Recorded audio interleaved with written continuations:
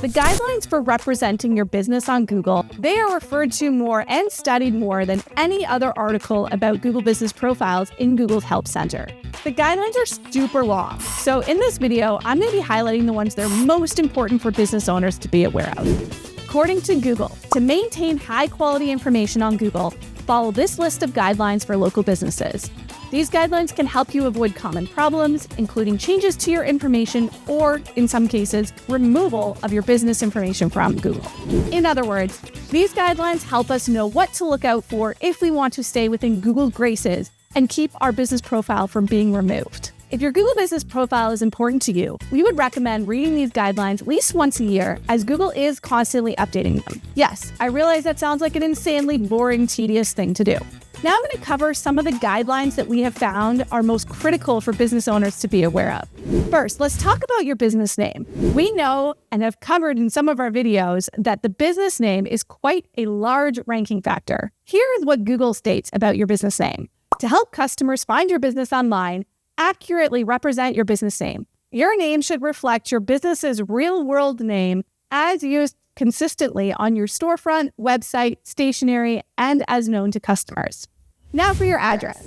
Google's worst nightmare is for a customer to show up at a location where a business is not actually present. Getting your address right, following these rules is critical. Here are the most important things you need to remember. P.O. boxes or mailboxes that are at a remote location cannot be used for your address.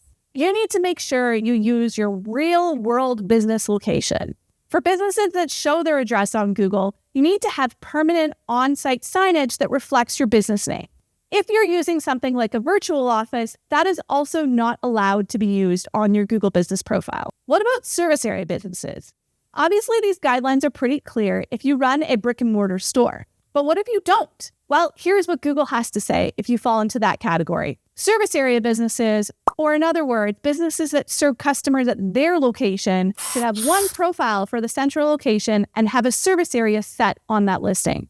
Service area businesses are also not allowed to use a virtual office or a mailing address when they are verifying their listing. In other words, you cannot use an address that is not staffed during business hours. If you have different locations for your service area business that have separate staff and separate service areas, you are allowed to have multiple business profiles. The boundaries of your overall service area also should not extend further than about 2 hours from your location.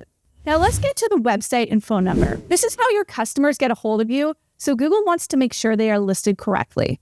Make sure you use a local phone number instead of a call center whenever possible. You don't want to use URLs or phone numbers that forward somewhere else other than the actual business. When it comes to categories, this is one of the sections that is most critical to get right if you want to rank properly on Google. Here is what Google has to say about categories. They recommend using as few categories as possible to represent your business. They also say not to use categories solely as keywords, but they want it to describe the actual attributes of your business. To figure out what categories to use, try and complete the following statement. This business is a blank, rather than this business has a blank. The goal is to describe your business holistically rather than a list of all the services it offers, products it sells, or amenities it features. So for example, if you were a hardware store, you would use the category hardware store. You would not want to use something like hammer. Your business is not a hammer. Near the end of the guidelines, Google has a really informative section on departments, practitioner listings, and chains.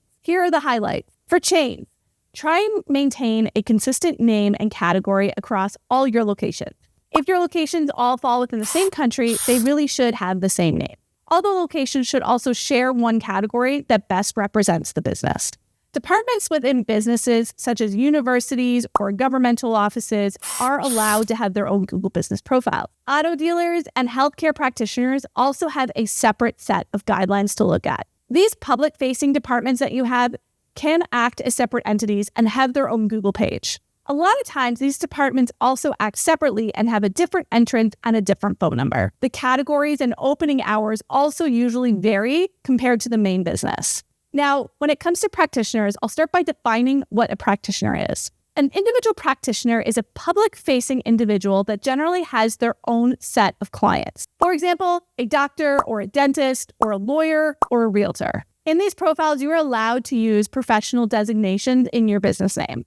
If you're wondering if you should create your own practitioner listing, ask yourself, Are you someone that customers need to contact directly? And do you act in a public-facing role? Keep in mind, guys, that these are guidelines and not necessarily rules. With that said, you always want to keep an eye on what Google says and does. That is the key to success.